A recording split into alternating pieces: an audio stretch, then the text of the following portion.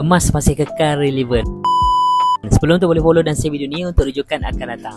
Apapun situasi ekonomi, emas tetap antara pilihan simpanan yang kukuh dan terbukti sejak dulu lagi. Nilainya mungkin turun naik dalam jangka masa pendek, tapi dalam jangka masa panjang, emas dianggap aset yang stabil dan mampu melindungi nilai kekayaan. Ia bukan jenis peleburan yang meletup dalam jangka masa singkat, tapi kekuatannya terletak pada konsisten dan ketahanan. Emas juga berbeza dengan aset lain.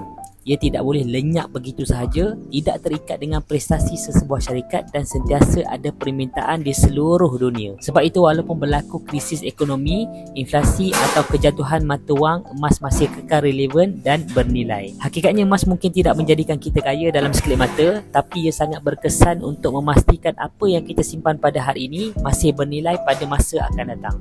Jadi tak perlu tunggu kaya untuk mula simpan emas. Mulakan dengan apa yang ada, yang penting konsisten. Sikit-sikit, lama-lama jadi bukit. Kepada tuan-puan yang masih belum ada lagi akaun Emasgate Public Gold, cepat-cepat mulakan tabungan emas anda hari ini. Boleh terus klik link di bio. Untuk tuan-puan yang nak tahu lebih banyak tentang ilmu emas dan kewangan, jangan lupa follow saya rapat-rapat.